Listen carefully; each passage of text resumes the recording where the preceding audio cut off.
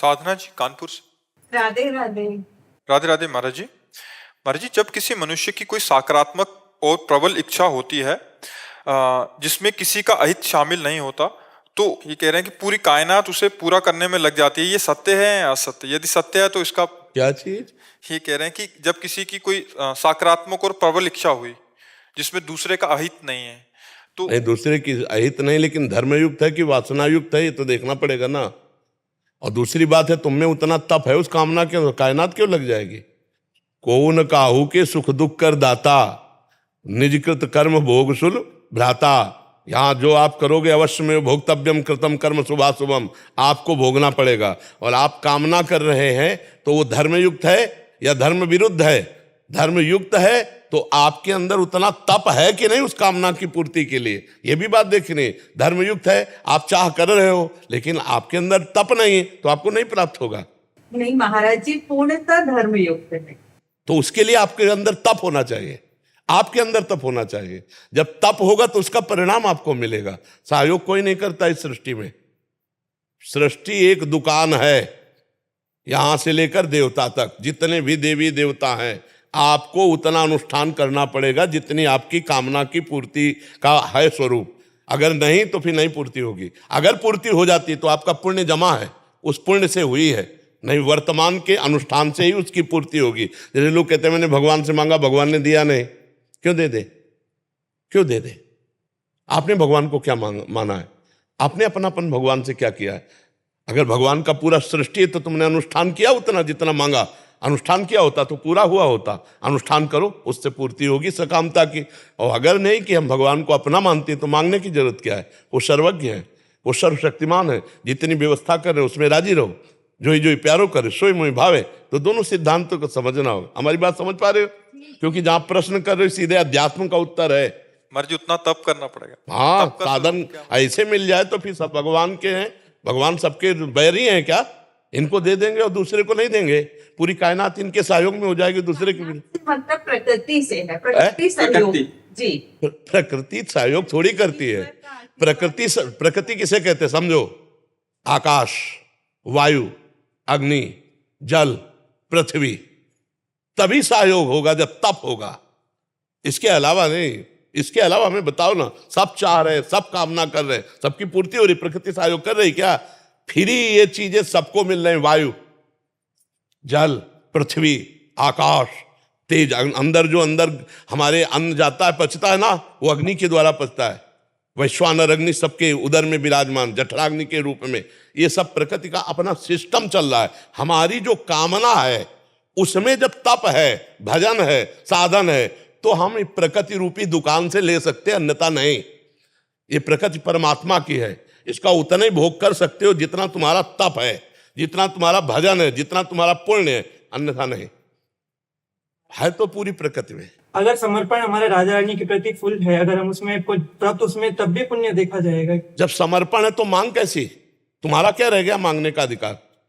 तन समर्पित, मन समर्पित, प्राण समर्पित, अपना सर्वस्व समर्पित। तो जो राखत हो त्यो रहिए, तो हरी मांग कैसी? बदले में कुछ नहीं मांगना, राइट? समर्पित हो। समझ रहे? जैसे हमारे सब कुछ राधा रानी है, तो उनसे अपने लिए, जैसे कि किसी और से अपना क्या रह गया? अपना क्या रह गया? बहुत शब्द, अध्यात्म शब्द पे टिकता है। समर्पण किसका? तन वांग मनोभी रमले सोहम तविवासिता। शरीर का, मन का, वाणी का, अपने का। जब अपने का समर्पण, तो मांग किसके लिए? वो खुद जिम्मेदार हैं। योगक्षेमम वाहम में हम, क्या उन पे विश्वास नहीं? तो फिर मांग कैसी? समझ पा रहे हो? अब ये बात है कि मैंने समर्पण नहीं किया लेकिन माना है, ये अपने हैं, अब मांग सकते हो। अब उसके लिए साधन क्या है आपका? हमारी बात समझ पा रहे हो? हाँ, बिल्कुल। अध्यात्म अंधेरा नहीं होता, एकदम क्लियर मार्ग होता है। और उसमें किसी के क्यों में तर्क नहीं चलता, सीधा हिसाब किताब है। समझ पा रहे हैं आप? समझ नहीं सकी?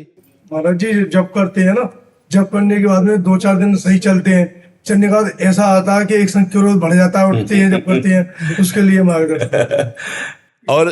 और जब बढ़ाते जाओ, और जैसे कोई रुपया तुम्हारा बातों में लगा के छीनना चाहे तो आप अपना हाथ एक रुपये में ही रखेंगे? नहीं रखेंगे। ऐसे ही जब तुम्हारे अंदर बात आ जाएगी कि मेरा भजन नष्ट करने के लिए मुझे क्रोध दिलाया जा रहा है, तो आप क्रोध नहीं करोगे, भजन को पकड़े रहोगे, राम राम कृष्ण कृष्ण। लेके कह देते हैं महाराज जी आप जानो हम नहीं जानते। तो फिर चिंता मत करो, राधा राधा राधा राधा राधा। ये आपके दर्शनों को बहुत प्रयास होता नहीं हो पाया, फिर मैंने कि महाराज जी अब आप सबको बुलाते हैं, मेरे को क्यों नहीं बुला रहे? तो आपने खटाक से मेरे को, ये तो श्री जी का उन्हीं के कृपा बल से जी। जून घोष मंडल जी, वेस्ट बंगाल। राधे राधे महाराज जी, आपके चरणों में कोटि कोटि प्रणाम।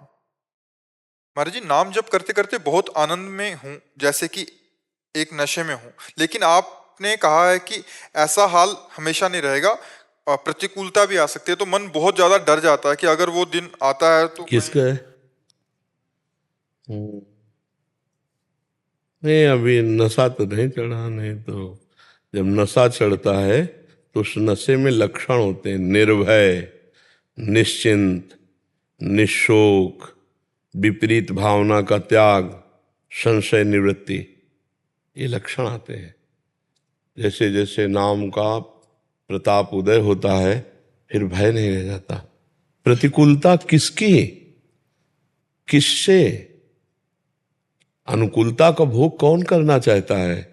यदि नाम का आनंद मिल रहा है मन को, तो अनुकूलता और प्रतिकूलता में समतुलता आ जाती है, समता आ जाती है। भारी से भारी दुख भी बहुत प्रिय लगने लगता है जो भगवान की स्मृति में बढ़ोतरी लाता है, और भारी से भारी सुख भी कड़ुआ लगने लगता है जो भगवान के भजन में बाधा पहुंचाता है। इसलिए माता कुंती जी ने तो मांगा कि पग पग पर हमें भारी दुख मिले, भारी विपत्ति मिले, और आप नाम जापक कह रही हैं कि मेरे को प्रतिकूलता आगमन मात्र से भय लग रहा है कि कहीं प्रतिकूलता आ न जाए, संभावना मात्र से भय लग रहा है।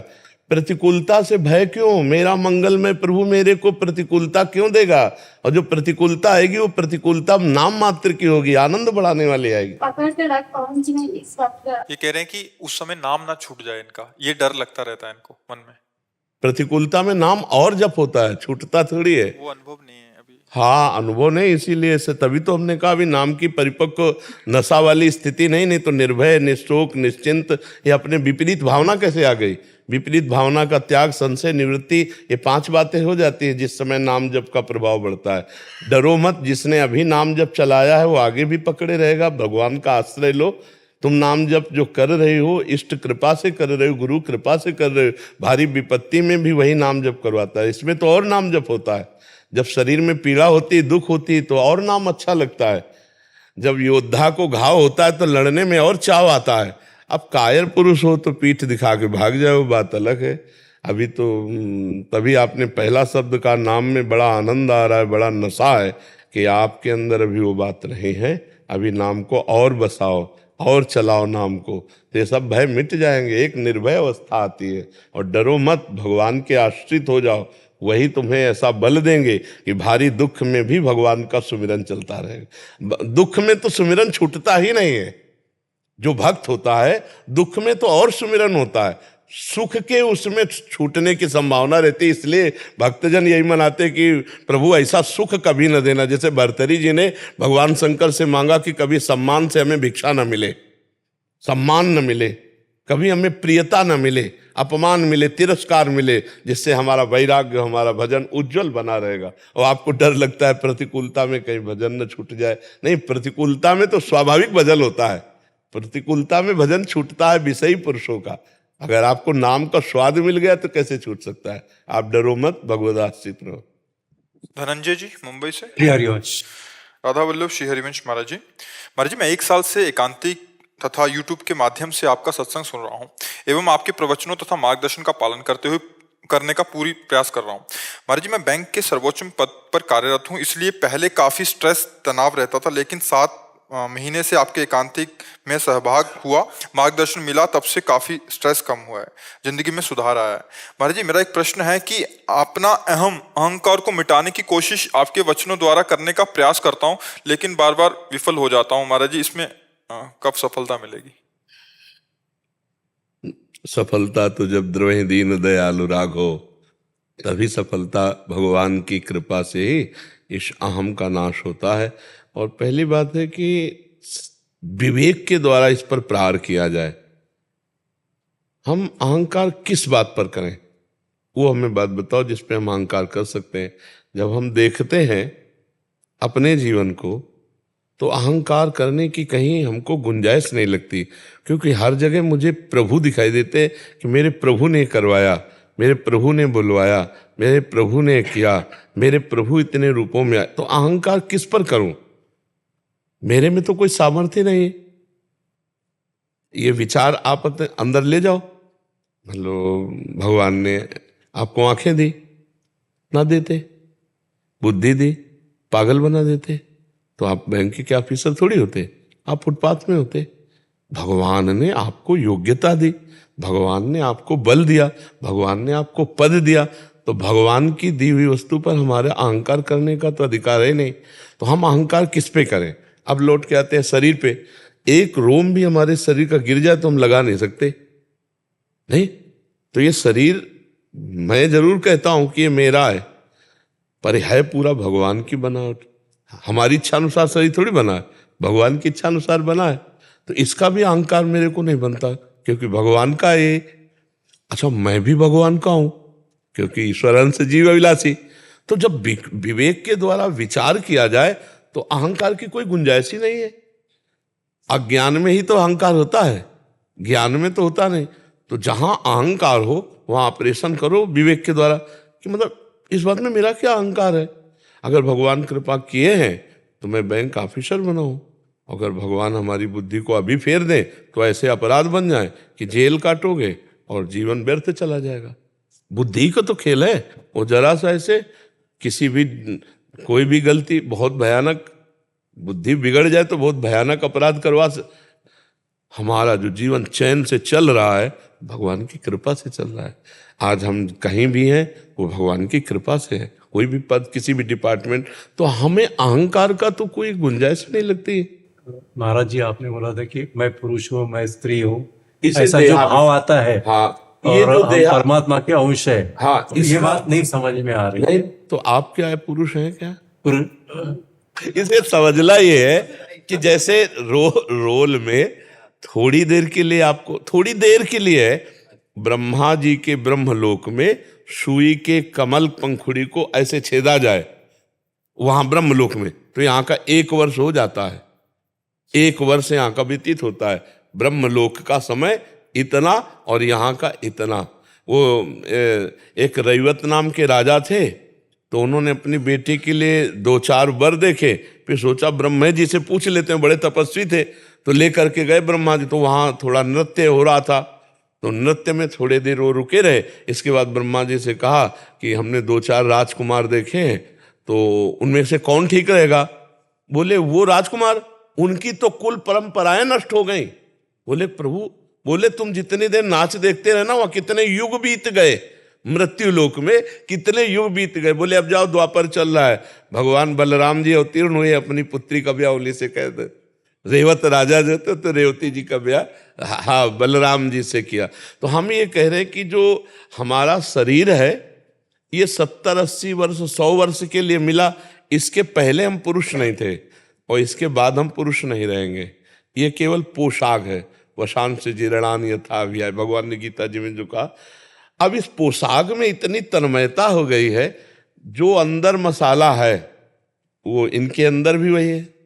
आत्म तत्व, अंतःकरण, इंद्रियां और ढांचा स्त्री का। आत्म तत्व, अंतःकरण, इंद्रियां और ढांचा पुरुष का।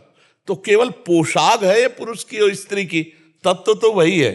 तो इसमें जो अहम बैठ गया है कि मैं पुरुष हूं, मैं स्त्री हूं, यही हमारे जन्म मरण का हेतु है। इसी देहाभिमान के कारण हमारे अंदर न जाने कितनी वासनाएं छुपी हुई हैं। अहंकार रूपी महल पे ही सब काम क्रोध लोभ मोह मद मत्सर रहते हैं। अगर पुरुष भाव का अहम हमारा मिट जाए तो अभी हम जीवन मुक्त हो जाएं। तो ये मिटता है भगवान की कृपा से। जा सुकृपा सब भ्रम मिट जाई, गिरजा सोई कृपालु रघुराई। नाम जप करो, संतों का संग करो और भगवान से प्रार्थना करते रहो कि नाथ हमारी बुद्धि में दम कितना, हम लाख बार सोचे हम पुरुष नहीं, लेकिन बैठ गया हमारे दिमाग में। अब आप ही परम पुरुष हो, आप कृपा करके हमारा आपका संबंध दृढ़ है, हमारा भगवान का संबंध पक्का है। कैसे? देखो भगवान कह रहे ईश्वर अंश जीव अविनाशी, हम ईश्वर के ममई वांसो जीव लोके जीव भूता सनातना, श्री कृष्ण भगवान कह ना तू मेरा अंश है। तो हमारा तो संबंध भगवान से पक्का है, अब हमारे कल्याण में कोई बाधा नहीं। क्यों? तू दयाल दीन हो, तू दानी हो भिखारी, हो प्रसिद्ध पात की तू पाप पुंजहारी। नाथ तू अनाथ को अनाथ कौन मोसो, मो समान आरती नहीं आरती हर तो सो। नाथ, हमारा आपका तो संबंध बनता है। हम अनाथ हैं तो आप दीनानाथ हैं, हम भिखारी हैं तो आप बहुत बड़े दाता हैं, हम पतित हैं तो आप पतित पावन हैं। नाथ, हमारा आपका संबंध है। ब्रह्म तू हो, जीव तू है, ठाकुर हो चेरो, तात मात गुरु सखा सब विदुहित मेरो। तो ही मोहि नाते अनेक मानिए जो भावे, ज्यों त्यों तुलसी कृपालु चरण शरण पावे। जैसे हो प्रभु, अब तो हम आपकी शरण में हैं, जो संबंध चाहो, हमारे आपके बहुत से संबंध हैं। मैं पापी हूं तो आप पतित पावन हो, आप हमारे माता हो, आप हमारे पिता हो, आप हमारे गुरु हो, आप हमारे बंधु हो, आप हमारे मित्र हो। तो ही मोहि नाते अनेक अनेक मानिए जो भावे। अब ये जन्म आपके चरणों में हमने दे दिया, तो देखो हम शरीर अभिमान सहित भगवान की शरण में जाएंगे ना, तो भी हमें भगवत प्राप्ति हो जाएगी। एक है ज्ञान से देहाभिमान को त्यागना, और एक है कि जैसे हैं पूरे के पूरे भगवान के नाम अपने को कर दिया। तो जब हमें मकान भगवान के नाम, मतलब किसी के नाम करें, तो इसकी छिपकली, जाला, कपड़ा सब कुछ उसी के नाम हो जाएगा। तो ऐसे हमारा देहाभिमान भी भगवान के चरणों में समर्पित हो जाएगा। तो जो देहाभिमान अभी हमारे बंधन का कारण है, वही जब भगवान के चरणों में समर्पित हो जाएगा, वही मोक्ष का कारण हो। तो हमें सबसे सरल बात ये लगती है कि जैसे हम हैं वैसे के वैसे आपकी शरण में है। हम अभिमान नहीं हटा सकते, हम काम क्रोध विजयी नहीं हो सकते, हम जैसे नीच पामर हैं, बस आपकी शरण में, इससे भगवत प्राप्ति हो जाएगी। शरणागत होके और भगवान का नाम जप करते हुए भगवान के भरोसे में हो जाओ। एक भरोसो एक बल एक आस विश्वास, तो भगवान हमारा उद्धार कर देंगे, निश्चित परम कल्याण कर देंगे।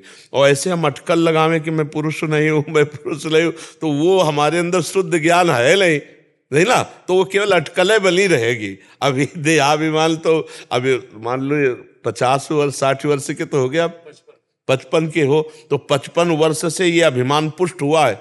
अब ये कैसे छूट जाए? तो भगवान छुड़वा दे तो छूट जाए, नहीं तो छूटवे के जतन विशेष बात दे जाएगो। हम जितना छोड़ने की कोशिश करते उतना और पुष्ट होता जाता है। तो इसलिए हे नाथ, हम आपकी शरण में, ये बढ़िया बात रहेगी, अभिमान सहित भगवान की शरण में चले जाना। जैसे हम हैं प्रभु आपके हैं, अब आप अपने लायक बना लो, कैसे बनाना वो आप देख लो, है नहीं?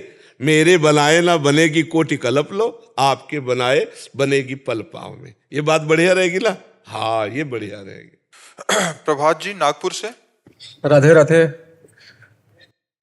राधा वल्लभ श्री हरिवंश महाराज जी। महाराज जी, क्या मन को सच्चा मित्र बनाया जा सकता है कि या ये धोखेबाज था और धोखेबाजी रहेगा? कठिन है, बनाया जा सकता है। कठिन है, असंभव नहीं। अगर इसे मित्र न बनाया जाता तो भगवत प्राप्ति ही ना होती, भगवत मार्ग में ही नहीं कोई चल पाता, आज तक कोई महात्मा ही नहीं होता। क्योंकि मन का प्रवाह 5 ज्ञानेंद्रियों के साथ भोगों में ही है। मना खष्टान इंद्रियाणि प्रकृति स्थानी कर्षति। तो जैसे हम पानी का प्रवाह कहीं भी छोड़े वो नीचे की तरफ ही जाएगा, नहीं जाएगा। अगर ऊपर की तरफ बढ़ाना है तो यंत्र की आवश्यकता है, यंत्र के द्वारा ही हम पानी को ऊपर की गति दे सकते हैं, ऊर्ध्व गति।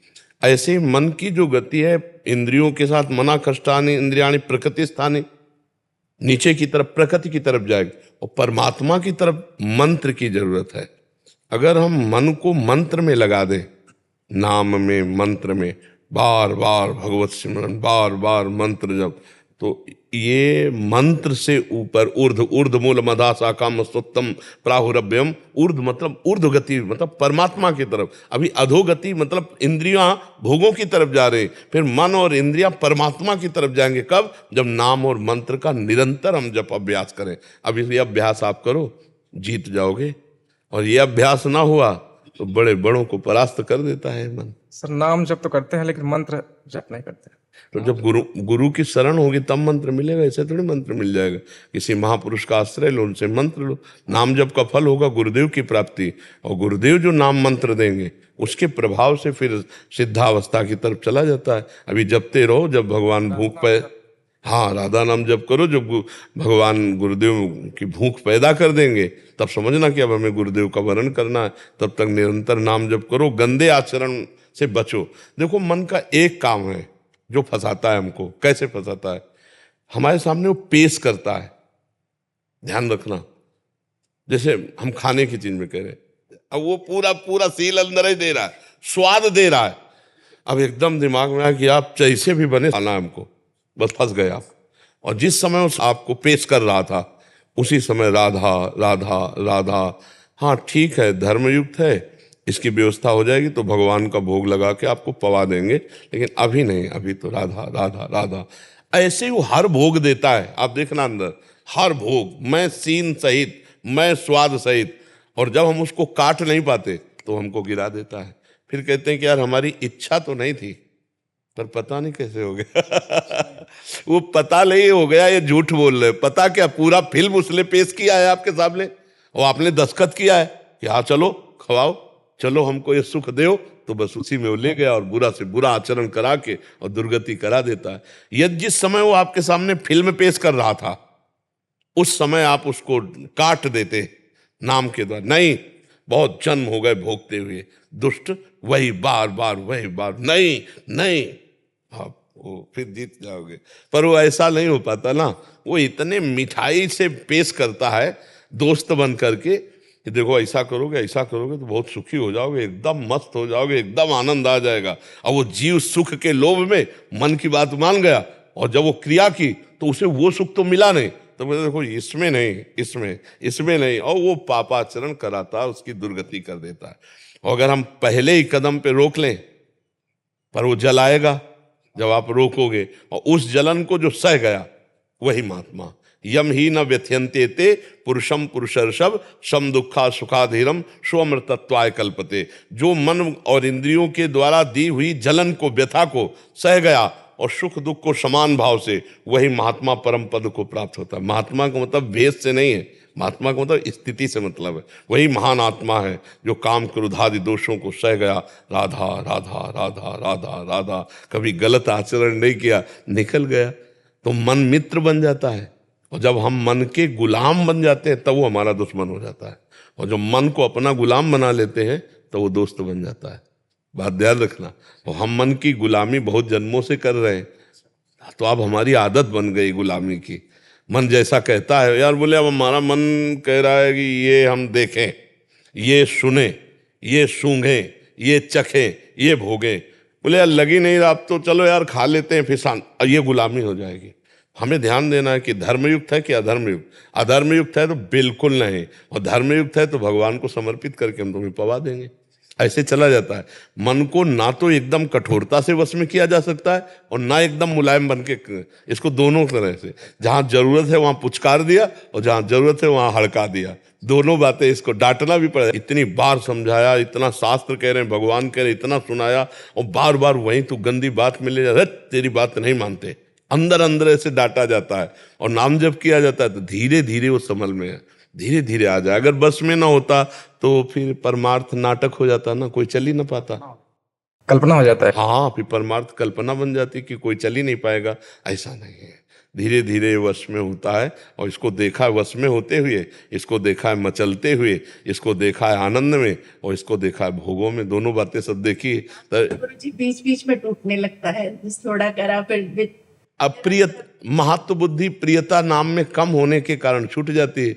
जैसे मानो कोई 100 रुपया दे और हम 5 मिनट नाम छूट गया और 100 रुपया में राजी हो गए तो 100 रुपया महान हो गया ना, नाम छूट गया तो नाम लघु हो गया। तो हमारी महत्व बुद्धि नाम में इस कोटि की जब हो जाएगी कि परम धन राधा नाम आधार, फिर नहीं छूटेगा। परम धन राधा नाम आधार पे तो अंदर अंदर नाम चिंतन चलने लगेगा, महत्व होने से चलेगा। अभी हमारा नाम के प्रति महत्व नहीं जितना भोगों के प्रति महत्व है। जहां भोग आया तो नाम छूट गया, देखो ना, जहां कोई कार्य आया, कोई व्यक्ति आया, कोई रिश्ता नाता, कोई ऐसा, तो छूट गया नाम। अगर हमारे अंदर महत्व बुद्धि नाम की रहे तो अंदर अंदर ऐसे नाम चले जैसे रसखान गोविंद यूं भजिए जियो नागरिको चित गागर में। जैसे ब्रजवासिनी जो है ना, 2-3 मटकी रखे हुए, हाथ में बाल्टी, इसमें गागर लिए और आपस में बातचीत कर रहे हैं, लेकिन उनका चिंतन खोपड़ी के बैलेंस में है। अगर खोपड़ी का बैलेंस बिगड़ा तो पूरी मटकी नीचे आ जाएगी। तो रसखान जी कह रहे गोविंद ही यूं भजिए जो नागरिकोचित गागर, जैसे उसका चित्त बैलेंस में, ऐसे तुम्हारा चित्त राम में, कृष्ण में, हरि में, राधा में, ऐसे अंदर ही अंदर। गोस्वामी जी कह रहे काम ही नारी प्यारी जिम लोभी जिम प्रिय दाम। जैसे कंजूस को रुपया प्रिय है, जैसे कामी को स्त्री प्रिय है, ऐसे हे नाथ आपका चिंतन हम प्रियता हो, अंदर ही अंदर उसमें चिंतन हो। जब प्रभु के प्रति महत्व हो जाता है ना तो फिर प्रभु का भजन नहीं छूटता। अभी संसार के प्रति महत्व है तो प्रभु का भजन छूट जाता है, संसार अपना प्रभाव दिखा देता है। और जब प्रभु के प्रति महत्व हो जाएगा तो त्रिभुवन की राज्य लक्ष्मी देने पर भी आधे पल के लिए भगवान का विस्मरण नहीं होगा। त्रिभुवन की राज्य लक्ष्मी आधे पल, ये है महत्व भगवान के। ऐसी स्थिति आ सकती है? ऐसी स्थिति अगर का मनुष्य जीवन में ही तो आ सकती है। खूब भजन करो, देखते जाओ, सब धूल धूसरित लगेगा, सब धूल धूसरित। नाम जप से बहुत परिवर्तन। बलविंदर कौर जी। राधे राधे। राधा वल्लभ श्री हरिवंश महाराज जी, आपके चरणों में कोटि कोटि प्रणाम। गुरु जी, गुरु नानक देव जी कहते हैं कि नानक नाम जहाज है, चढ़े सो उतरे पार, जो श्रद्धा कर सेव दे, गुरु पार उतारन हार।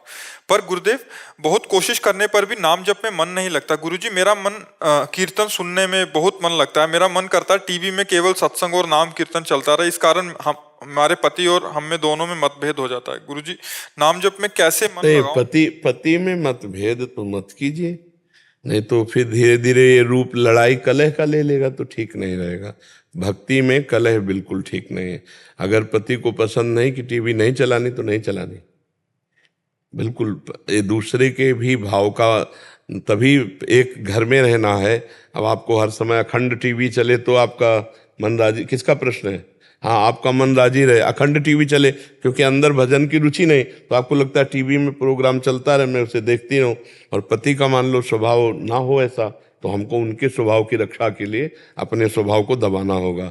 और नाम जब जिह्वा से शुरू करो, अगर हाँ तो उसको ध्यान पूर्वक करते रहो। छूट जाता है लगातार। नहीं, छूट इसीलिए जाता है, आपको बताया ना, महत्व बुद्धि नहीं है। महत्व बुद्धि, अनंत करोड़ रुपया देने पर भी भगवान के एक नाम की कीमत नहीं हो सकती, एक नाम की कीमत, क्योंकि ये सब माया है और वो चिदा चिदा। हाँ, तो हमारा महत्व अभी नहीं बना, अभी प्रभु पर महत्व नहीं बना, इसीलिए ऐसा हम भूल कर बैठते हैं। नहीं तो नाम की भूल नहीं होगी। और आपको चाहिए कि आप अंदर अंदर नाम चलाने की कोशिश करें, और जब पति अनुकूल हो तो टीवी चलावें, अन्यथा ना चलावें, नहीं तो आपस में कलह क्लेश हो सकता है। जी, है ना कि लगता, मैं सोचती हूँ कि जैसे मूवीज वगैरह देखते हैं, फिल्म, तो लगता है कि बच्चे छोटे हैं तो इनके सामने ये सब फिल्में ये उनको चाहिए, उनके भी तो बच्चे हैं, लेकिन अगर वो मूवीज देखते हैं और आप उनका विरोध करेंगे तो कलह हो जाएगी ना। फिर वो तो कुछ बोलते नहीं है, ऐसे लड़ाई झगड़ा तो नहीं होता, लेकिन वो लगता है कि ये पखंडवाद है, ये नहीं करना चाहिए, ये सब उनकी सोच है कि ये सब। नाम जप के लिए मना नहीं करते, बोलते हैं कि अगर कीर्तन में जाना, सत्संग सुनना, ये और तुम उस रास्ते पे जा रही है, डंबर है ये। हाँ, तो जो जिनके बुद्धि में भगवान के प्रति आस्था नहीं है तो उनको तो मतलब इसी से समझो। हाँ, वो तो आडंबर नाटक पे नाटक है, फिल्म पूरी झूठी होती है ना, पूरी झूठी होती है। अब ये जो राधा राधा सुन रही है, ये तो सत्य को सुन रही है ना, और आप जो देख रहे हो फिल्म, वो तो पूरी की पूरी टोटल असत्य है, उसको समझ ले। बस यही जीव की दुर्दशा होती है कि वो अपनी बुद्धि को परिमार्जित ना करके सत्संग के द्वारा वो भगवत मार्ग से विमुख रहता है, भगवत मार्ग। जी, लेकिन परिवार वालों को लगता है कि अभी से बच्चों को अगर भगवान की लाइन में इतना डालने, तो जब जवान होगे तो थप्पड़िया के तुम्हें घर से निकाल देंगे। संसार से नहीं समझ पाएंगे। अभी बच्चों के संस्कार नहीं दिए तो यही जब बच्चे बड़े होंगे ना और ये नशा का डोज लेंगे तो थप्पड़िया के तुम्हारे जेवर जट्टा से है। नहीं तो महाराज जी सुनेंगे ही नहीं बात तब वो।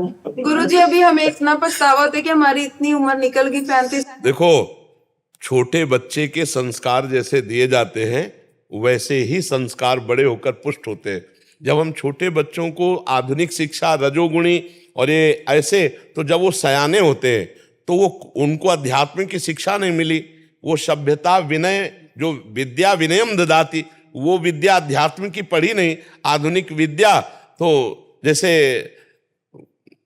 आज के जो समाज है, नए बच्चे हैं, वो गर्लफ्रेंड, बॉयफ्रेंड, व्यसन, इसमें जा रहे हैं ना। अब वो जब व्यसन में पहुंचते हैं और माता पिता से अर्थ की मांग करते हैं, और जब नहीं तो उनको लगता है, पागलपन चढ़ता है, किसी भी तरह मुझे मेरा नशा पूरा होना चाहिए, फिर वो माता पिता को दंड देते हैं क्योंकि आध्यात्मिक शिक्षा नहीं दी गई ना। तो इसी बात का दंड देते। ऐसे कितने माता पिता हैं जिनको जवान बच्चों ने मार पीट के निकाल दिया। हाँ, घर से निकाल दिया, या घर में भी हैं तो उनके साथ बर्ताव अच्छा नहीं होता। अभी से संस्कार डालो। अगर 10 बार राधा राधा बोलेंगे तो इनकी बुद्धि शुद्ध रहेगी। ऐसा नहीं कि बच्चों को भगवत मार्ग की बातें बताने से वो बाबा जी बन जाते हैं। ऐसा नहीं, ऐसा नहीं, ऐसा मत डरो सब बाबा जी बन जाए, इतनी हिम्मत भी नहीं है। ये बाबा जी बनना कोई खिलवाड़ समझ रहे हो क्या? पूरे जीवन समझो, पूरे जीवन गलती नहीं होनी चाहिए। पूरे जीवन गलती नहीं, 1 वर्ष 2 वर्ष 4 वर्ष का नियम हो तो पार हो जाए। पूरे जीवन में कहीं भी चूक हुई तो पूरे जीवन की सफाई तुम्हारी हो जाएगी। कोई नहीं मानेगा तुम कैसे संत हो। मतलब पूरे जीवन आप अच्छे चले, एक जगह मिस्टेक हो गई, अब वो मिस्टेक क्षमा नहीं होगी। कोई, तुम अपनी मिस्टेक 100 क्षमा कर सकते हो, लेकिन उसकी एक मिस्टेक, मान लो 50 साल सही चला और एक जगह चूक हो गई, तो कोई ये नहीं कहेगा वारे बहादुर 50 साल तूने अपने घुटने नहीं टेके, एक बार हो गया कोई बात नहीं, खड़े हो चलो। अगर एक बार हो गया तो सब समाज टूट पड़ेगी। ए पाखंडी है ले। तो बाबागिरी का मतलब है मौत से हर समय लड़ना, हर समय मौत से। वही काम सताता है, वही क्रोध आता है, वही लोभ आता है, वही मोह आता है, ममता आती, सबको पी गए अंदर से। राधा राधा राधा राधा, शांत भाव से सहते सहते सहते, अब वो जाकर जब स्थिति आई तब इतनी ऊंचाई हो जाती कि ये सब छू नहीं पाते, तब वो आनंद आता। लेकिन तब तक कितना कष्ट सहा उस साधक ने, तभी तो भगवान रीझते। तो ये बाबा जी नहीं बनना चाहिए, जल्दी नहीं। बाबा जी ऐसे, बाबा जी खिलवाड़ ले ये। हाँ, मान लो जरा सी चूक हो गई तो कौन माफ करने वाला है? आप सोचो, तुम ही लोग सोचो।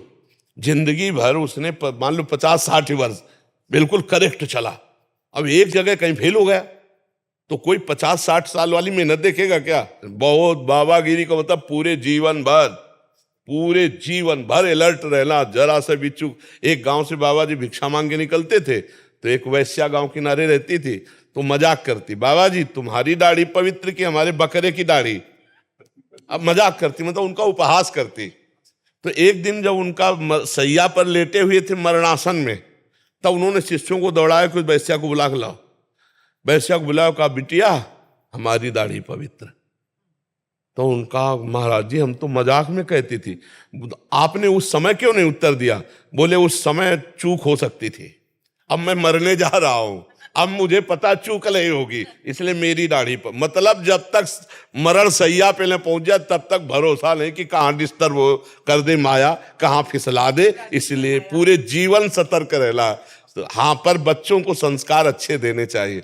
माता पिता बालकें बुलावें, उदर भरे सोई जतन सिखावें। अध्यात्म सिखाया नहीं तो यही बच्चे जाके फिर आगे चलकर माता पिता के साथ उद्दंडता करते हैं, अभद्रता का व्यवहार। अब ये छोटे छोटे बच्चे तिलक लगावें, नाम जप करें तो इनके अच्छे संस्कार बनेंगे। कोई बाबा जी थोड़ी बन जाएंगे, सब लोग बाबा जी बनने का अधिकार नहीं रखते हैं। बहुत कठिन है बाबागिरी। ये जो पेट भरना और कपड़ा पहन के पैसा हो ऐसा, वो एक अलग चीज है, लेकिन आजीवन वास्तविक संत मार्ग में चलना ये बहुत कठिन बात है, बहुत कठिन बात, बिल्कुल बहुत कठिन बात। भगवान निर्वाह करे तो चल सकता है, नहीं बहुत कठिन बात।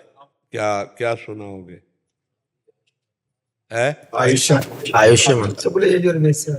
हाँ सुनो ॐ तत्सक्षुरदेकहितम्बुरुस्ताच्चुक्रमुच्चारत पश्येम शरदाः शतञ्जीवेम शरदाः शतगो शृणुयाम शरदाः शतं प्रब्रवाम शरदाः शतमदीनाः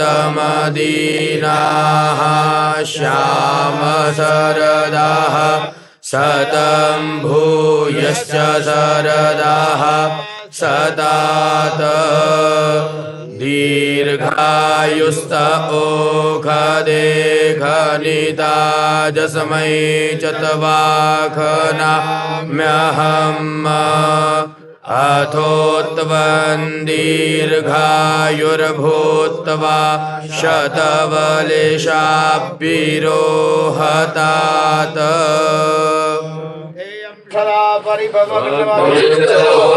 तीर्थास्तं शिवविरञ्जनितं शरण्यं नृत्यार्तिहं वन्दे महापुरुषते चरणारविन्दम् हरिः ॐ सहस्रशीरेखा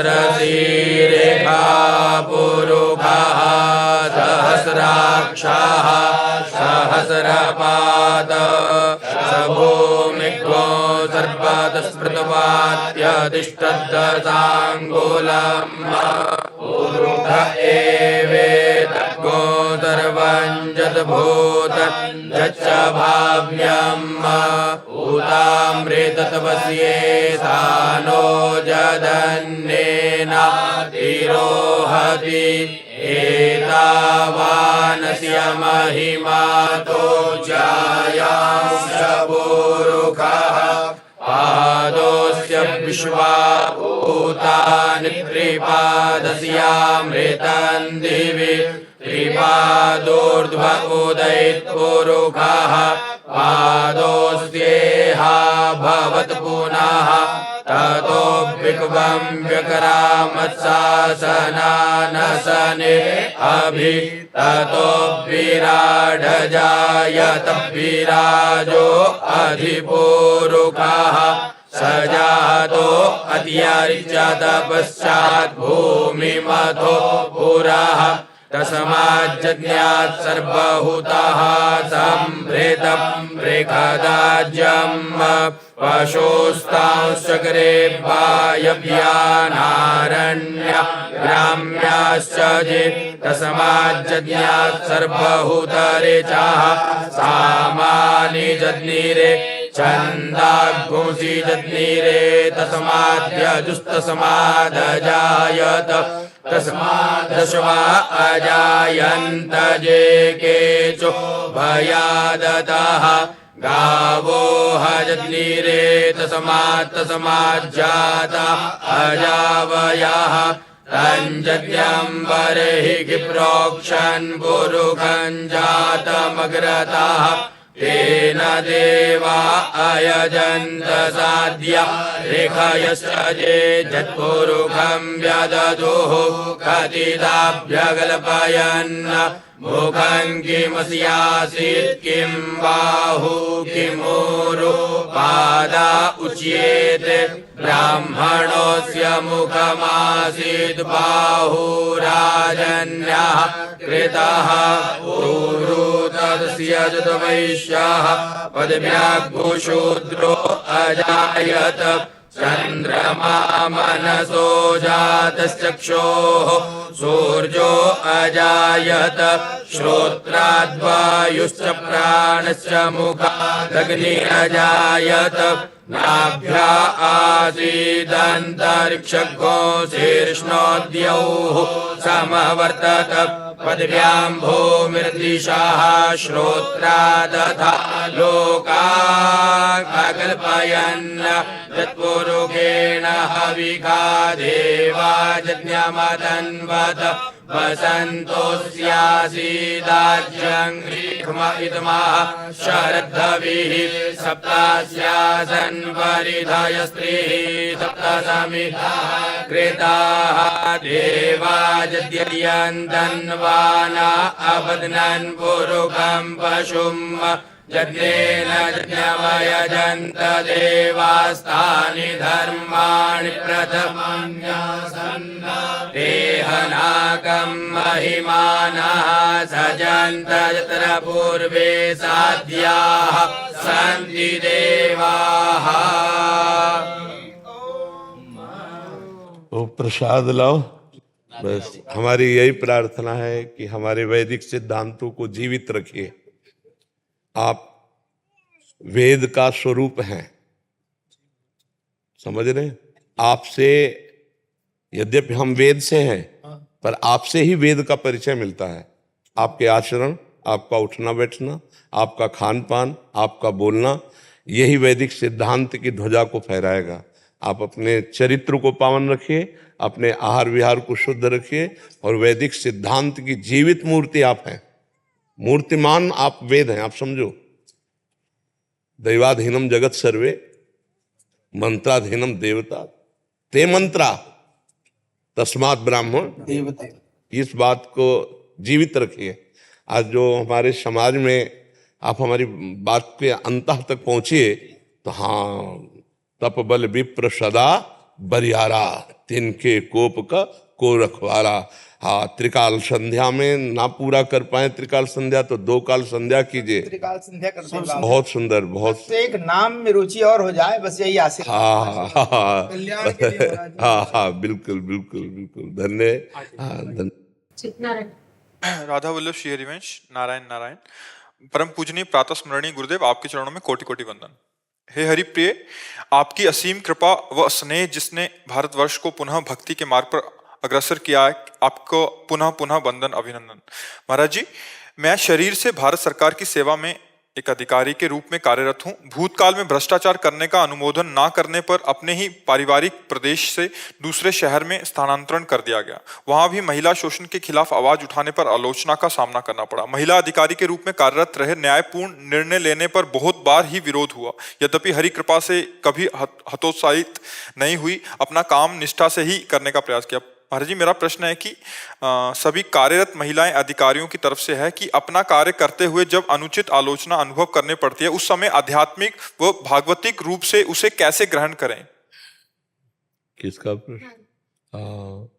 ये बहुत धैर्य का विषय है, क्योंकि जब हम वास्तविक सत्य पे चलते हैं तो हमें भगवान का बल मिलता है।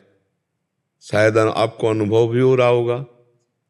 अगर आप सत्य पे चलते, एक होता है सत्य, आपके लिए नहीं कह रहे, एक होता है सत्य का दिखावा करके अपनी यश कीर्ति पोजीशन आदि, सत्य का दिखावा करके। एक होता है चाहे पोजीशन चली जाए और चाहे हमारी बदनामी हो जाए, लेकिन हम सत्य बोलना, सत्य आचरण, सत्य मार्ग नहीं छोड़ेंगे। हमारी बात समझ रहे ना? जो सत्य का पाखंड किया जाता है उसमें क्लेश होगा, अशांति होगी और पराजय होगी, आज नहीं तो कल। और जो सत्य वास्तविक चला जाता है तो हम आज पराजय समझ सकते हैं, लेकिन कल विजय होगी और कल उसकी जय जयकार होगी। जैसे असत्य का अवलंबन लेने वाला दुर्योधन थोड़ी देर के लिए सुखी समृद्ध दिखाई दिया, और सत्य का अवलंबन लेने वाले धर्मराज युधिष्ठिर थोड़ी देर के लिए पराजित नजर आए। 12 वर्ष का वनवास, 1 वर्ष का अज्ञातवास, ऐसे महापुरुषों को, लेकिन परिणाम में जय इनके हाथ लगी और पराजय और विनाश उनके हाथ लगा। तो हम जब अध्यात्म की स्थिति से सोचते हैं कि हमारा कर्तव्य है धर्म और सत्य पर चलना और लोगों को धर्म और सत्य का ज्ञान कराना, उनकी रक्षा करना, उनके शोषण आदि वृत्तियों से बचाना, तो हमारे अंदर भगवान के द्वारा एक दिया गया उत्साह होगा, वो आप अनुभव करना। उस उत्साह के द्वारा हम हर समस्या को रौंद सकते हैं, हर परिस्थिति को रौंद सकते हैं और आगे विजय श्री को प्राप्त होते हैं। क्योंकि ये केवल प्रवचन नहीं है, हमारा जीवन है। ये जीवन बाहरी द्वंद्वों से और आंतरिक द्वंद्वों से लड़ता हुआ आगे बढ़ा है। वैसे ही यदि आप धर्म से चलोगे, सत्य से चलोगे, तो सब लोगों का विरोध आपको उत्साह बढ़ाएगा। आपके अंदर एक शीतलता होगी, आपके अंदर एक गर्व होगा कि इसमें मेरे प्राण भी चले जाएं तो मुझे कोई परेशानी नहीं। तो प्राण तो नहीं जा सकते, धर्मो रक्षति रक्षता, जो धर्म की रक्षा करता है धर्म उसकी रक्षा करता है। तो सबको चाहिए, बस हमारे शब्द पहले वाले ध्यान रखना, यदि हम सत्य और धर्म की आड़ में कुछ स्वार्थ की पूर्ति करना चाहते हैं वो बात अलग है, और अगर आप धर्म और सत्य की आड़ में परमार्थ करना चाहते हैं, लोगों का मंगल करना चाहते हैं, आप अपने पद का सदुपयोग कर रहे हैं, तो माना थोड़ी देर के लिए पराजय आपको दिखाई देगी, लेकिन दिखाई देगी, परिणाम में विजय आपके हाथ होगी, क्योंकि आपके अंदर धैर्य होगा, आपके अंदर धर्म होगा, आपके अंदर उत्साह होगा और आपके अंदर भगवान है। जहां भगवान के आज्ञा का पालन किया जाता है भगवान प्रकाशित हो जाते हैं और बल देते हैं। तो हमें तो यही लगता है कि नाम जप करते हुए, सत्संग सुनते हुए इतना विवेकवान बनना चाहिए कि लोगों के द्वारा किए हुए विरोध पर हमारी दृष्टि ही नहीं जानी चाहिए, क्योंकि हम धर्म और सत्य से चल रहे हैं तो हमें पराजित नहीं कर सकते। एक ऑफिसर आए थे, वो तो खुल के बोल रहे थे, वो कह रहे थे कि हमको प्रेशर डाला जाता है धर्म करो। तो हम कहा उनके प्रेशर दबाव में अगर आप नहीं करोगे तो सस्पेंड हो जाओगे। बोले कई बार हो चुका हूं। वो बोले कई बार हो चुका हो। बोले अब तो, हम कहा आप ऐसे बोल रहे हो जब जाएगा, तो बोले हाँ नौकरी छूट जाए, दंड दिया जाए, लेकिन अब अधर्म नहीं कर सकते। जब से आपका प्रवचन सुना अब कुछ भी हो जाए, अब अधर्म नहीं कर सकते, चाहे नौकरी चली जाए, चाहे आया ना धर्म, धर्म अंदर आया तो देखो दहाड़ने लगा ना। तो चाहे स्त्री हो चाहे पुरुष हो, हम वही कह रहे हैं, ये केवल शरीर है, परमात्म तत्व तो तुम में वही है। और जब तुम धर्म से दहाड़ोगे तो अधर्म करने वाले में एक कमजोरी होती है, वो बाहरी आपसे कड़क भले दिखाई दे लेकिन अंदर से टूट जाता है। अधर्मी जो पुरुष होता है, जो धर्म विरुद्ध होता है, वो अंदर से खोखला होता है। आपके सामने वो नजर मिला करके बात करने की हिम्मत नहीं रखेगा, वो ड्रामा जरूर करेगा लेकिन टूट जाएगा वो। और आप धर्म से चल रहे तो भले नजर झुका कर रखें लेकिन विजय आपकी ही होगी। तो मुझे लगता है भगवान का चिंतन और धर्म शास्त्रों का श्रवण और धर्म से चलना, वास्तविक धर्म से चलना, ये आपको किसी के उपदेश की जरूरत नहीं, आपके अंदर खुद पावर आएगा, खुद उत्साह आएगा, भगवदानंद की अनुभूति होगी। धर्म भगवान का स्वरूप है। क्यों? आपको समझ में आ रही मेरी बात? प्रभु, महिला ये बात तो आपने ठीक कही कि सिर्फ शरीर भी है, पर पुरुष प्रधान समाज में कई बार ऐसा नहीं, ऐसा कुछ नहीं है। नहीं, ये कुछ देखो, हम यहाँ इसलिए कह रहे हैं, यहाँ ना पुरुष प्रधान है ना महिला प्रधान है, यहाँ सब वासना प्रधान है। आप अंदर से झांक के देखो, क्या स्त्री अपनी वासना से आके पुरुषों के साथ दुर्व्यवहार नहीं करती? क्या पुरुष दुर्व्यवहार वासना से आके नहीं करते? हम अध्यात्म से बोल रहे हैं, हम किसी पक्ष में नहीं बोल रहे। वासना ठीक कर लो, सब अपनी अपनी, सब ठीक हो जाएगा। ना स्त्री बुरी है ना पुरुष बुरा है, बुरी है बुरी वासना, और वो दोनों के अंदर है। एक अपने मित्र से मिलती और पति का और पुत्रों का कत्ल करके भाग जाती है, एक है दूसरी स्त्री से मिलता है, अपनी पत्नी और बच्चों का कत्ल करके भाग जाता है। दोनों उदाहरण आपको विश्व में है कि नहीं, भारत में है कि नहीं, प्रदेश में है कि नहीं, आप देख लीजिए ना। इसमें दोषी कौन है? वासना। ना पुरुष शरीर दोषी है ना स्त्री शरीर दोषी है। अगर उनके अंदर का वो दोष अध्यात्म के द्वारा हटा दिया जाए, वासना, दोनों अच्छे हैं। ये जो हम लोग एक दिमाग में बैठाल के बैठे हैं कि पुरुष प्रधान या स्त्री प्रधान, ऐसा नहीं है। समाज में आज से नहीं, इतिहास साक्षी है। जहां याज्ञवल्क्य बैठे हैं, भरद्वाज बैठे हैं, उसी सभा में, उसी सिंहासन पर, उतनी ऊंचाई पर गार्गी जी बैठी हुई हैं। तब से लेकर के, और आप इतिहास को देख सकते हैं, राधा बाबा बैठे हैं, भाई जी हनुमान प्रसाद पोद्दार, तो आनंदमयी माता बैठी, वैसे ही चंडिका की तरह देवी गरज रही। हमारे यहाँ कहीं समाज में अगर स्त्री को नीचा दिखाया गया हो तो आप हमें बताइए, कहीं समाज में नीचा। बड़े बड़े परमहंस किससे पैदा हुए? माताओं से ही पैदा हुए। सन्यासी को पिता दंडवत करेगा, लेकिन सन्यासी दंड सहित माता की दंडवत करेगा। सही पूछो तो माताओं बहनों का महान पद दिया गया है। इतिहास से अभी तक देखते चले आए। कुछ बातें ऐसी हैं जिनको आप भी स्वीकार करती हैं। हमारे बॉर्डर में स्त्रियां हैं? नहीं है। जहां पुरुष डटे वहीं स्त्रियां। तो हमारे देश में पुरुष प्रधान कहा जाए, ऐसा तो मुझे नहीं समझ में अभी तक आया सके, आप समझाओगे तो हो सकता है समझ जाए, क्योंकि हम गंगा किनारे रहे तो अभी तो हमने जितना सुना किसी भी डिपार्टमेंट में हमें, अरे हमारा राष्ट्र का राष्ट्रपति है, अब आप कैसे कह सकते हो? आप विचार करके देखो कौन सा ऐसा डिपार्टमेंट है जिसमें हमारे भारत में माताएं बहनें ना हो। हाँ, तो इसलिए मुझे लगता है कि पहले तो ये शब्द पर ध्यान दिया जाए कि ये शब्द ठीक नहीं है कि पुरुष प्रधान समाज है, ऐसा तो मुझे नहीं समझ में आ रहा। ये थोड़ा विदेशी भी है इसमें प्रभु जी, बाहर से देखा जाए तो उनको जनरली लगता है, यूरोप में देखें, यूएस में देखें, तो उनका कहना है कि नहीं, जो मेल हैं ज्यादा डोमिनेट करते हैं, ये सब करते हैं। मुझे लगता है थोड़ा वहां से भी नहीं, भारत की एक मर्यादा, हम दूसरे देशों का अनुकरण नहीं कर सकते, हम दूसरे देशों वाले नहीं हैं, हमारे यहाँ की मर्यादा है, हमारे यहाँ पशुता नहीं है, हमारे यहाँ धर्मशास्त्र युक्त प्रीतिमय जीवन है। हाँ, जिससे एक बार हाथ मिला लिया आजीवन निर्वाह किया गया, ये हमारे देश के, ये तो उधर से आया हुआ दोष है। ये जो गर्लफ्रेंड बॉयफ्रेंड लिविंग रिलेशन है ना, ये हमारे देश का नहीं, उधर से आया हुआ है। मुझे लगता है कि अपने देश वाले में बहुत सुख है। आप विचार करके देखो, एक लड़की एक अपने मित्र को वरण करती है और आजीवन उसी से प्यार करती है, कितना बढ़िया जीवन हुआ। अच्छा, और एक बात है कि वो जीवन जो ब्रेकअप और बॉयफ्रेंड वाला या गर्लफ्रेंड वाला बना, अब वो जब ब्याह करेगी तो अब उसको एक पति में सीमित जीवन रोकना बड़ा कठिन पड़ जाएगा। जहां उसको दूसरा मिला मुस्कुराता, तो ब्रेकअप आएगा कि नहीं आएगा? और इसीलिए डंडा चल रहा है, इसीलिए लड़ाई हो रही, इसीलिए अब इसमें क्या कहोगे, चाहे पुरुष हो चाहे लड़की हो, दोनों तो इस मार्ग से अपने आप को गंदा कर ही रहे हैं, नहीं कर रहे। तो हमें लगता है कि हमारे यहाँ पुरुष प्रधान नहीं है, हमें लगता है प्रधान तो स्त्री है। हाँ, घर में पूरा, और चाहे जितना श्रृंगार घर का कर लो और एक माता केवल ना हो, एक स्त्री शरीर ना हो, तो ये स्मशान सा अनुभव में आएगा। और चाहे जितना टूटा फूटा घर हो, एक माता स्त्री शरीर प्रवेश हो जाए तो उसे सजा देगी, वो गोबर से ही लीप के चाहे बढ़िया व्यवस्थित कर देगी कि घर आते ही एक आनंद आएगा। तो हमें तो लगता है हमारा देश स्त्री प्रधान है, दैवी शक्ति प्रधान है, दैवी शक्ति की मान्यता है। हमारे यहाँ पूजा होती है, बहन की पूजा हुई, राखी बांधी, तो कितना पवित्र है। माता की पूजा, रिश्तों की पूजा, यहाँ तो पौधों की पूजा, वृक्षों की पूजा, बोले आज वट वृक्ष का पूजन है, आज पीपल वृक्ष का पूजन है। तो हमारा देश तो बहुत धार्मिक देश है, बहुत पवित्र देश, इसको हम बाहर वाली रीतियों से नहीं जोड़ सकते हैं, बड़ा पवित्र। अब आप देखो यहाँ पशुओं की पूजा, पक्षियों की पूजा, जड़ वस्तुओं की पूजा, तो हमें तो लगता है कि ये शब्द तो कम ठीक रहेगा कि पुरुष प्रधान।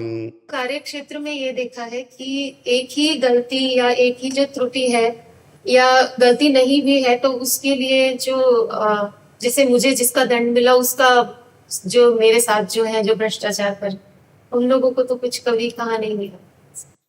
अब हम ज्यादा व्यवहार में घुसे नहीं हैं, तो मतलब जो हमारे जो व्यक्तिगत किसी के साथ भी हो सकता है, वो चाहे पुरुष हो, वो चाहे वो व्यक्तिगत मामला है, बट जो आपने कहा वो सार्वजनिक। हाँ, अच्छा, क्या है कि एक प्रार्थना और कि अब हम गंगा किनारे से, जैसे अब समाज में है तो हम शास्त्र वाली बातें तो बता सकते हैं, ज्यादा व्यवहार में हम घुसे नहीं हैं। तो अगर आप हमें व्यवहार का ज्ञान कराओगे तो उस विषय का निर्णय तो कर सकते हैं, पर हमें व्यवहार का ज्यादा ज्ञान नहीं। मुझे ये लगता है कि पद में और अपनी सत्यता में बहुत दम है, कोई हमें परास्त नहीं कर सकता है, क्योंकि भगवान भी हमारे साथ है और हमारे साथ धर्म भी है और अपने पद का ज्ञान भी है, तो हमें कोई परास्त नहीं कर सकता।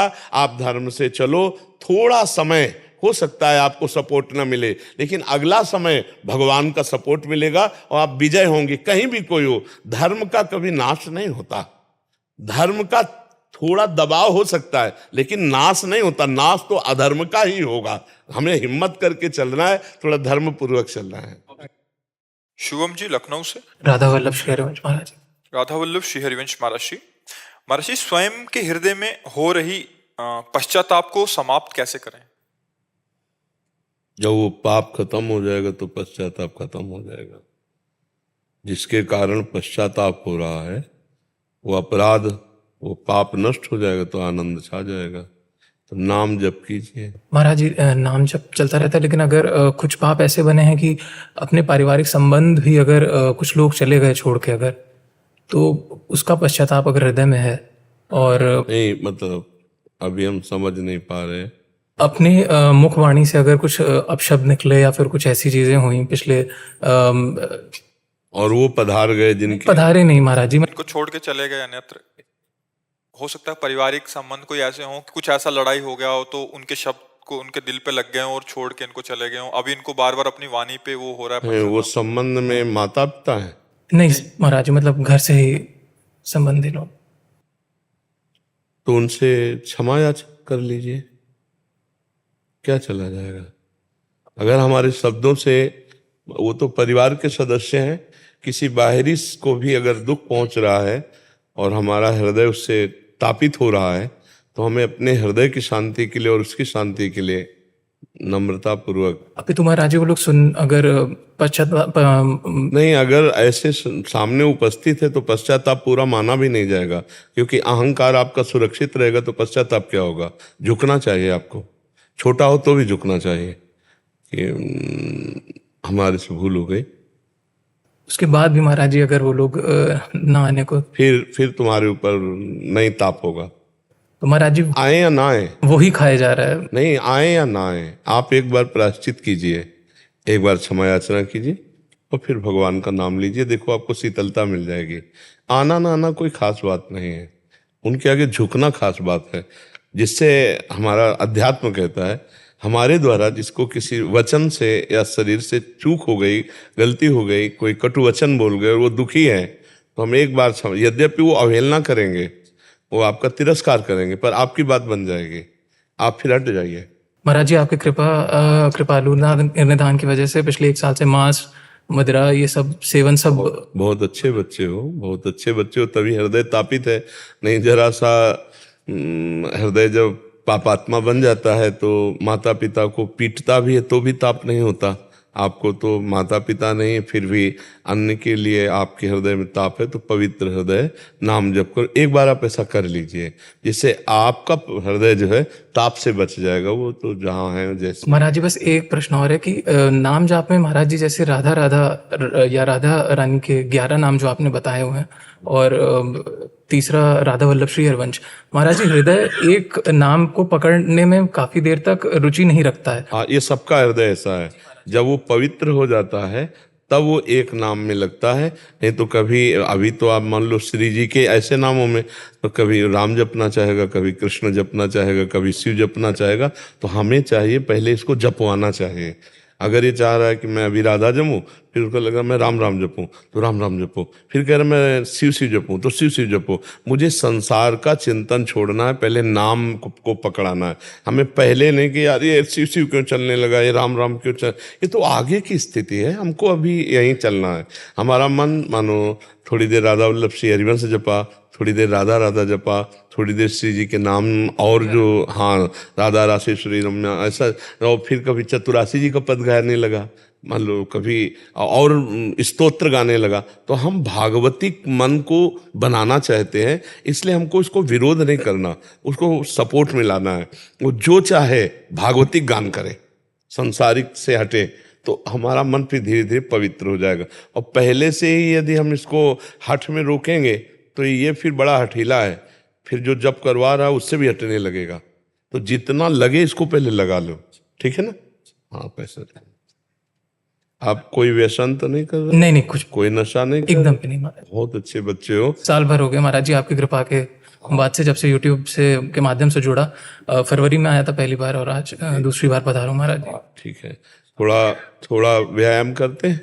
हाँ, बहुत सुंदर। बस मनुष्य जीवन का यही लाभ, शरीर स्वस्थ, भगवत चिंतन प्राण, और दूसरों को उपकार करें, दूसरों का बचा के उपकार ऐसा करें कि उसका मंगल हो और हम फंसे ना। नहीं, उपकार में फंसने की बहुत संभावना होती है। हाँ, ऐसे परोपकारमय जीवन, परहित सरिस धर्म नहीं भाई। ये मनुष्य जीवन बहुत बच्चा महान बनने के लिए है। अपने लोग छोटी छोटी गलतियों में, छोटी छोटी बातों में ऐसे फंस जाते हैं कि पूरा जीवन नष्ट कर देते हैं। तो हमें चाहिए कि इतना हमारी सोच पवित्र होती जाए कि हम उस महान परमात्मा को भी प्राप्त कर लें। उसकी प्राप्ति करना हमें अति अति आवश्यक है। अगर मनुष्य जीवन में परमात्मा प्राप्ति नहीं हुई तो फिर किसी उनमें हमारी परमात्मा प्राप्ति होगी। इसलिए नाम जप करते रहो और सत्संग सुनते रहो और दूसरों का हित सोचते रहो। कभी कोई अपने पास जितने भी संबंध हैं परिवार के, सबका हित कैसे हो, फिर हम अपने मोहल्ले का हित कैसे करें, फिर हम अपने पूरे गांव का हित कैसे करें, फिर हम इतना विस्तृत हो जाएं कि अपने राष्ट्र का हित कैसे करें, फिर विश्व का हित कर, तो वही महात्मा हो जाता है, महान आत्मा जो सबका मंगल सोचता है। जी।